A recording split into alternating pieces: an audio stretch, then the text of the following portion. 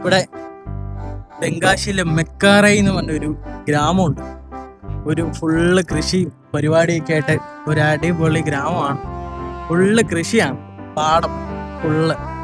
അവിടുത്തെ കുറച്ച് കാഴ്ചകളാണ്. ഇങ്ങനെ പാടവരമ്പത്തൂടെ ഇങ്ങനെ പോവാണ്. അവിടുത്തെ കുറച്ച് കാഴ്ചകൾ കാണിച്ചാൽ അങ്ങനെ ഞങ്ങൾ തെങ്കാശിയിലെ നമ്മുടെ തിരുമല കോവിലിലെ ഉള്ള കാഴ്ചകളും അവിടുത്തെ മുരുകനെയൊക്കെ കണ്ടിട്ട് നമ്മൾ നേരെ വന്നിരിക്കുന്നത് ഈ മെക്കാരൈ എന്ന് പറഞ്ഞ ഒരു ഗ്രാമത്തിലോട്ടാണ്.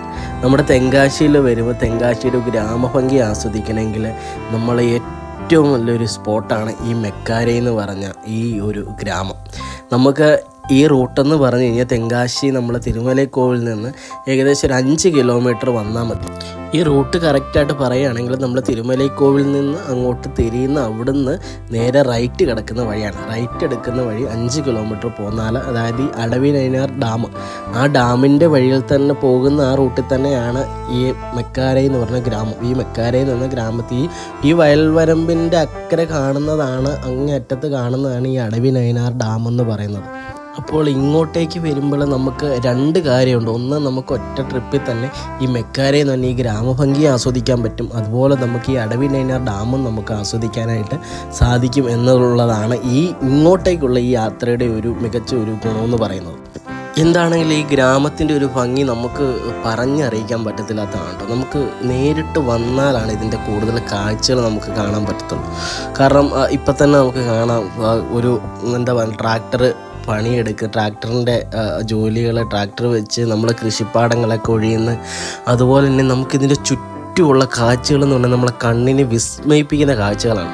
അതായത് ചുറ്റും നല്ല പച്ചപ്പാർന്ന പാടങ്ങൾ, അതിൻ്റെ അങ്ങേയറ്റത്ത് നല്ല മഞ്ഞ് മൂടി നിൽക്കുന്ന മലനിരകൾ, എല്ലാം നമ്മൾ കണ്ണിന് നമുക്ക് കുളിർമയേകുന്ന കാഴ്ചകളാണ് ഫുള്ള് നമുക്ക് കാണാൻ സാധിക്കുന്നത്. അപ്പോൾ ഇങ്ങോട്ടൊക്കെ വരുമ്പോൾ എന്ന് വെച്ച് കഴിഞ്ഞാൽ ഈ സ്ഥലത്തോട്ടൊക്കെ ഒന്ന് വന്ന് ഇവിടുത്തെ കാഴ്ചകളൊക്കെ കാണാനായിട്ട് നമ്മൾ നോക്കണം. കാരണം തെങ്കാശി വരുമ്പോൾ നമുക്ക് ഇങ്ങോട്ടേക്ക് ഇപ്പം ഈ തെങ്കാശി തിരുമല കോവിലിലോട്ട് വരുന്ന അവിടുന്ന് 5 കിലോമീറ്റർ മാത്രമേ ഇങ്ങോട്ടേക്ക് ദൂരമുള്ളൂ. അതുപോലെ തന്നെ തെങ്കാശിയിൽ നിന്ന് 13 കിലോമീറ്ററാണ് മൊത്തം ഇങ്ങോട്ടേക്കുള്ള ദൂരം. അപ്പോൾ ഇവിടെ വരുമ്പോൾ നമുക്ക് ഈ കാഴ്ചകളൊക്കെ കണ്ട് ആസ്വദിച്ച് നമുക്ക് പോകാനായിട്ട് സാധിക്കും.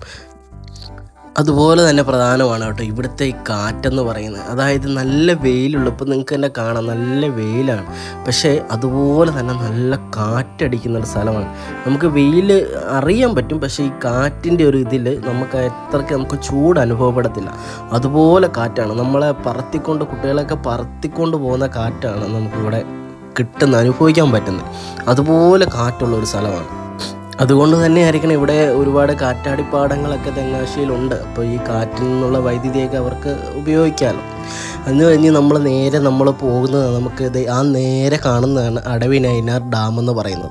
ഇവിടെ നമുക്ക് വെള്ളം കുറവാണ്. വെള്ളമുള്ള ടൈമിൽ നമുക്ക് നേരെ കാണുന്ന പോയിന്റിൽ നിന്നൊക്കെ വെള്ളം ഇങ്ങനെ ഫുള്ള് നിറഞ്ഞൊഴുകും. ഇത് ഭയങ്കര രസമാണ്. നമ്മൾ വീഡിയോയിലൊക്കെ കണ്ടിട്ടുണ്ട്, അത് നല്ല രസമാണ് കാണാനായിട്ട്. പക്ഷേ ഇപ്പോൾ വെള്ളം കുറവാണ്. അപ്പോൾ അതുകൊണ്ട് നമ്മൾ അത്രയ്ക്ക് വലിയ കാഴ്ചകളൊന്നുമില്ല. പിന്നെ നമ്മൾ അത്ര മുകളിലോട്ട് നമുക്ക് പോയില്ല. ആൾക്കാരൊക്കെ വരുന്നുണ്ട്, പക്ഷെ വെള്ളമില്ലാത്തതുകൊണ്ട് അത്രയ്ക്കൊരു ഇതിലെല്ലാവരും വന്ന് തിരിച്ചു പോവുകയാണ്.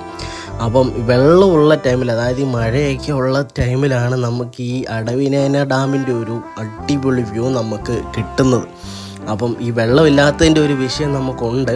അതുകൊണ്ട് തന്നെ നമ്മൾ ഇതുവഴി നേരെ നമ്മൾ ഇവിടുന്ന് നേരെ ഈ റൂട്ട് കാണുന്നത് നമുക്ക് നേരെ തെങ്കാശിയിലോട്ട് ചെല്ലാൻ പറ്റും. നേരെ ഇനി തെങ്കാശിയിലേക്കാണ് നമ്മൾ ഇവിടുന്ന് ഈ അടവിനൈനാർ ഡാമിൻ്റെ സൈഡിൽ കൂടെ പോണത്.